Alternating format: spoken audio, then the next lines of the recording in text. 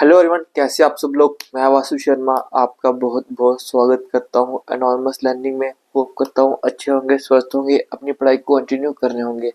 आज हम अपनी क्लास में जीके के मैथ्स के क्वेश्चंस को देखेंगे आपके एग्जाम के लिए। क्लास स्टार्ट करते हैं। क्लास स्टार्ट करने से पहले आपको बता दूं, डिस्क्रिप्शन में हमारा व्हाट्सएप नंबर मेंशन है। अगर आप को कोई भी डाउट है क्लास से रिलेटेड, आप वहाँ पर जाके पूछ सकते हैं, या फिर कमेंट सेक्शन खुला ही है, आप वहाँ पर भी जाके अपने डाउट्स को पूछ सकते हैं। आ जाइए फर्स्ट क्वेश्चन से स्टार्ट करते हैं। फर्स्ट क्वेश्चन हमारे पास, by which least number should 196 be multiplied to make it a perfect cube. हम किस लीस्ट नंबर को 196 से मल्टीप्लाई करके एक परफेक्ट क्यूब बना सकते हैं। निकालते हैं। प्राइम फैक्टर करते हैं 196 का। Prime factor of 196, prime factor में वही डिजिट्स आते हैं जो किसी के मतलब मल्टीपल में नहीं आए। तो 196 को ऐसे लिख सकते हैं, 196 बराबर 2 इंटू 2 4। और कौन से हैं, 7 इंटू 7, 7 7 का 49, 49 इंटू 4 दैट बराबर 196। ये हमारे पास आ गया 2 का स्क्वायर इंटू 7 का स्क्वायर। ये हमारे पास बन गया एक स्क्वायर रूट में, बट इन्होंने बोला हमें क्यूब में बनाना है। तो आइए लिखते हैं वंस more to make। एक को 2 लिखेंगे को 2 क्यूब बनाने के लिए, and 1 more 7 to make 7 cube. तो एक और एक दोनों आगे। अब इसमें आएगा एक 2 इंटू 7 बराबर 14। जो हमारा करेक्ट ऑप्शन है वो है ए, 14 इज द करेक्ट आंसर। बहुत सिंपल सा क्वेश्चन था, हमने इसको करके स्क्वायर में बनाया, बट हमें एक क्यूब रूट में चाहिए था। तो हमने 2 और 2 में मतलब 2 फिर एक और किया ऐड, 2 स्क्वायर में कि 2 क्यूब बन सके, और 7 को ऐड किया कि 7 क्यूब बन सके, और 7 2 का मल्टीप्लाई आया था हमारे पास 14, जो है ए ऑप्शन। होप करता हूं आपको सबको अच्छी समझ आई होगी। नेक्स्ट क्वेश्चन में चलते हैं अपने। क्वेश्चन हमारे पास, reciprocal of -2 1/3 divided by 7 by 3 into 2/7। ये सॉल्व करते हैं हम। बड़ी आसान सा क्वेश्चन है ये भी। पहले -2 की और 1/3 को इसको सॉल्व करते हैं। अभी कैसे होगा, जो 3 है वो 2 से मल्टीप्लाई हो जाएगा, ये इससे होगा, और प्लस 1 होगा। 3 2 का 6 प्लस 1 7/3। नेगेटिव में तो आएगा -7/3। आप सबने अपनी छोटी क्लासेस में पढ़ा ही होगा, एक मल्टीप्लाई होता है और ऊपर वाले के साथ न्यूमरेटर के साथ ऐड होता है। तो 3 2 का 6 कर लिया, प्लस 1 7, -7/3 आ गया। अब -7/3 डिवाइडेड बाय 7/3, यही क्वेश्चन हमारे पास। अब ये क्वेश्चन डिवाइड में, अगर हम इसको उल्टा कर सकते हैं, करेंगे तो ये 3 से 3 और 7 से 7 कट जाएगा, बट ये डिवाइड में इसको उल्टा करने के लिए इसको मल्टीप्लाई करना पड़ेगा।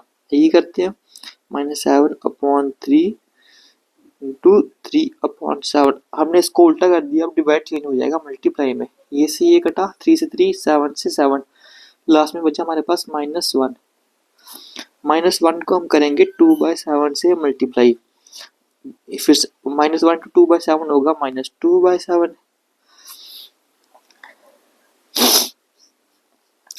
अब हमें इसका रेसिप्रोकल निकालना है, रेसिप्रोकल ऑफ -2/7। तो ऑफ -2/7 इसका रेसिप्रोकल होगा, दैट इज -7/2।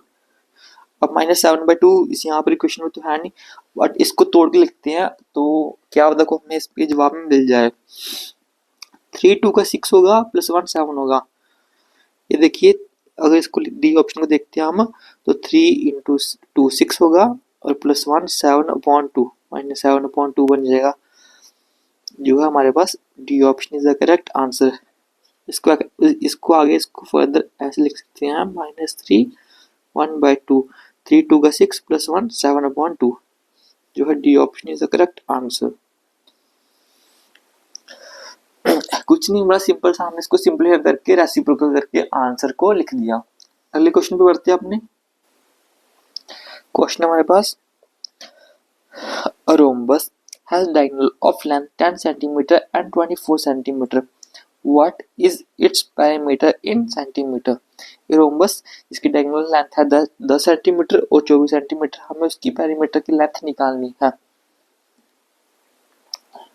चलो निकालते हैं। पहले हम लेट करते हैं, लेट डिनोट करते हैं हम कि half of length of diagonal, let denote half of length of diagonal. तो जो डायगोनल 1 की लेंथ होगी 10/2 हो जाएगी, मतलब 5 सेंटीमीटर, और डायगोनल 2 की लेंथ हो जाएगी 24/2 जो होगी 12 सेंटीमीटर के बराबर। अब पाइथागोरस थ्योरम का फॉर्मूला लगाएंगे इसमें, अप्लाइंग पाइथागोरस थ्योरम फॉर्मूला।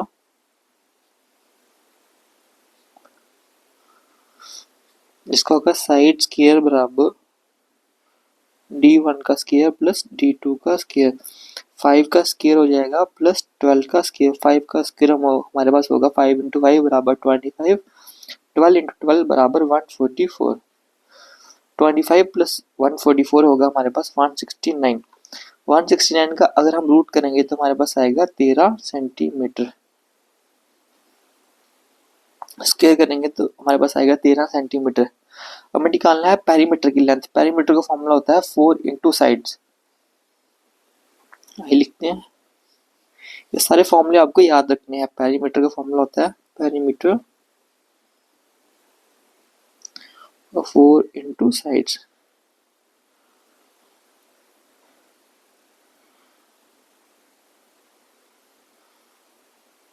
तो 4 × साइड हमारे पास 13 सेंटीमीटर, तो 4 × 13 होगा 13 × 4, 4 4 12 5, ये हमारे पास आया 52 सेंटीमीटर, जो है बी ऑप्शन इसका सही ऑप्शन। हमने इसकी लेंथ को d1 d2 कर लिया, हाफ मान ली, 5 सेंटीमीटर आ गया, पाइथागोरस थ्योरम का फॉर्मूला लगा लिया, 13 सेंटीमीटर हमारे पास आ गया, और उसमें पेरीमीटर का फॉर्मूला अप्लाई करके हमारे पास इसकी जो आंसर है वो आ गया। अपने अगले क्वेश्चन पे बढ़ते हैं। A sum of money doubles itself in 8 years at a certain rate of simple interest।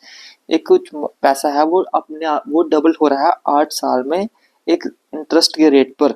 In how many years will it become 4 times of itself at the same rate of simple interest? वो पैसा कितने समय में 4 गुना हो जाएगा वही simple same interest पर।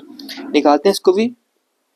जो इनिशियल अमाउंट था वो हमारे पास था P, इनिशियल अमाउंट को हमने ऐड कर लिया P, जो इंटरेस्ट है इसके ऊपर लग रहा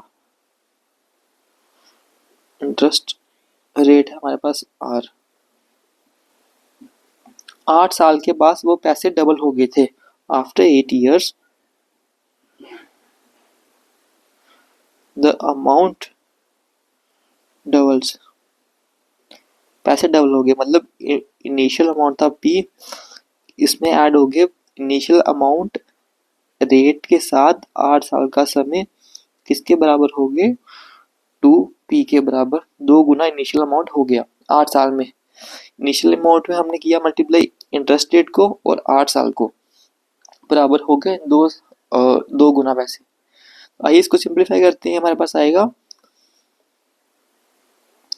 ये P उधर गया, हमारे पास बन गया P × R × 8 बराबर P, ये इधर गया माइनस हो गया, ये से ये कटा, R × 8 बराबर 1, ये हमारे पास आ गया फर्स्ट। अब हमें निकालना है कि वो पैसे 4 गुना कब होंगे, तो निकालते हैं उसको भी। To find amount become 4 times, तो आ गया P plus initial amount into interest at R into कितने साल में हुआ हमें नहीं पता, कितने साल में, वैसे 4 गुना हो गए, इंटू एक्स फ्लैट कर लिया बराबर 4p, 4 गुना। इसको सिंप्लीफाई करते हैं, हमारे पास आएगा p into R into X बराबर 3p। ये उठ के इधर गया तो सब्ट्रैक्ट हो गया, r इंटू एक्स हमारे पास आ गया 3 के बराबर, ये p से ये p कट गया।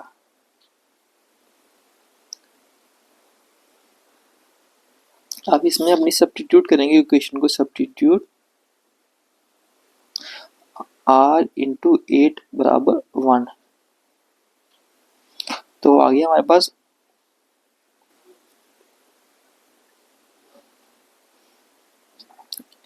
x बराबर 3 इंटू 8, एक्स हमारे पास आ गया 24 के बराबर, जो है सी ऑप्शन इसका सही आंसर। बड़ा सिंपल सा क्वेश्चन था, इसलिए भी पहले हमने डबल के लिए निकाल दी, फिर हमने 4 साल के लिए निकाल दी कि हमारा जो पैसा है वो 4 गुना कब हो रहा है। होप करता हूँ आपको सबको क्वेश्चन अच्छे समझ आया होगा। अपने अगले क्वेश्चन पे बढ़ते हैं। If 60% of 400 plus k% of 280 बराबर 296, then find the value of k. If 60% of 400 plus k% of 280 बराबर 296, हमें इसमें k की वैल्यू निकालनी है। निकालते हैं, पहले निकालते हैं 60% of 400, 60% of 400, 60 upon 100 into 400,